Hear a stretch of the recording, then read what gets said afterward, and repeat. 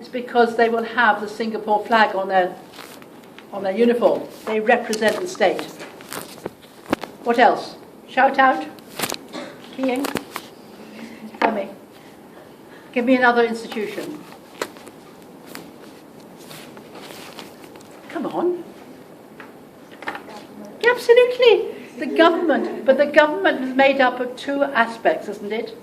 You have Parliament and the executive. You have the ministries. Yes? What else? What else makes up the state? You have got the forms of repression, i.e. the army and police. You have the government and what else? The judiciary, the judges. The judges are very, very important. So generally in the state you have three arms, the executive, the legislative and the judiciary. This is what makes up the state. Now, I'm very pleased this table mentions something which is really important. The nation is made up of other things. The state is in the nation. It's made up of civil society, i.e. communities, i.e. non-governmental organisations. It's made up of the economy. So, in a sense, the state can be separate from the economy, or it can be penetrating. But when we're talking about this, we're talking about the state. Now, the debates about globalization in this chapter, when you study it, will be about, is the state still powerful or not? Is it penetrated or not? Does it still have authority or not? All right? And we've showed you that the states are sometimes powerless, and sometimes they're powerful. And then this is where the debates are, and you have lots of theories with that. Now look, political elites and top civil servants. Again, the legislature, the judiciary, and the armed forces.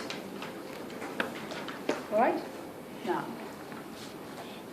if we talk about the state not being powerful, I want you to be clear about the various aspects of how we can penetrate the state.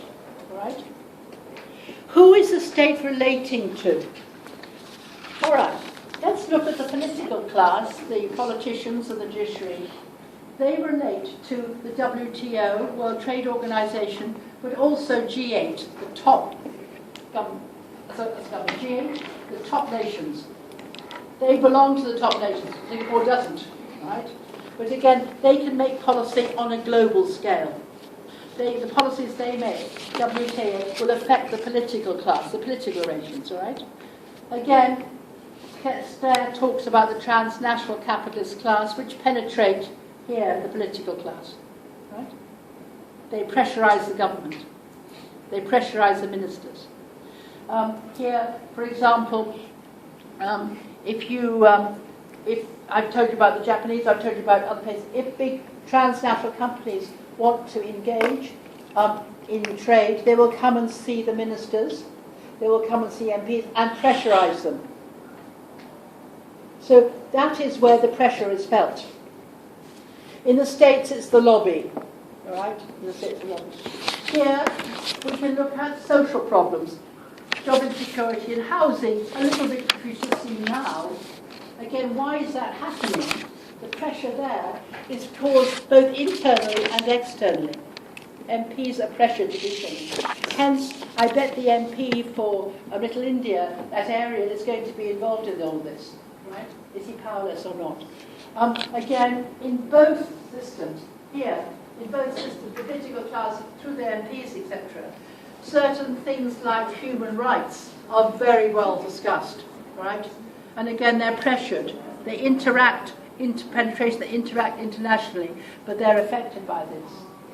Here, the judiciary.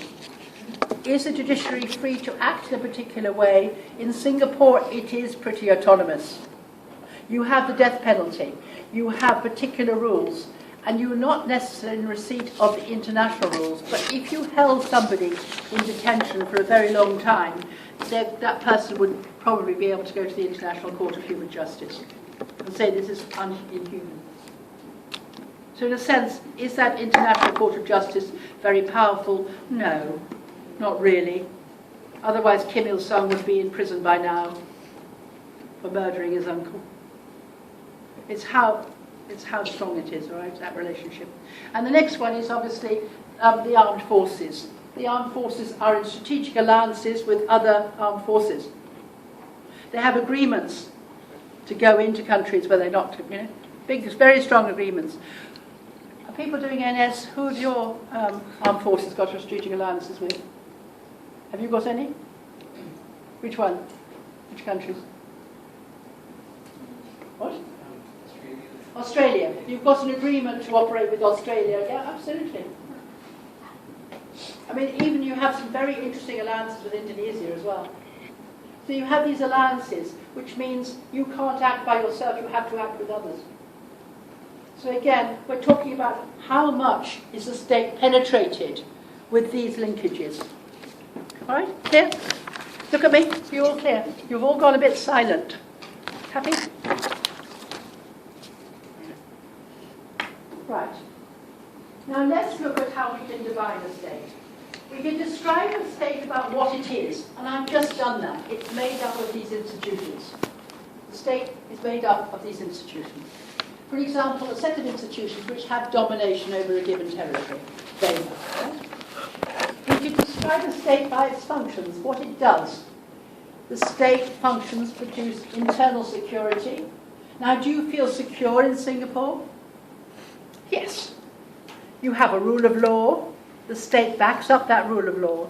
It's the most, I mean, I can't believe it. We went to Racecourse and we had a lunch today. I left my bag on the table. I know it was not going to be taken. But if I did that in the UK, somebody come up to me and say, what on earth do you think you're doing, leaving that bag there? You have a very strong rule of law, right? Very strong rule of law. And the state provides that, internal security. And also it provides external control. It prevents people coming in. It tries to.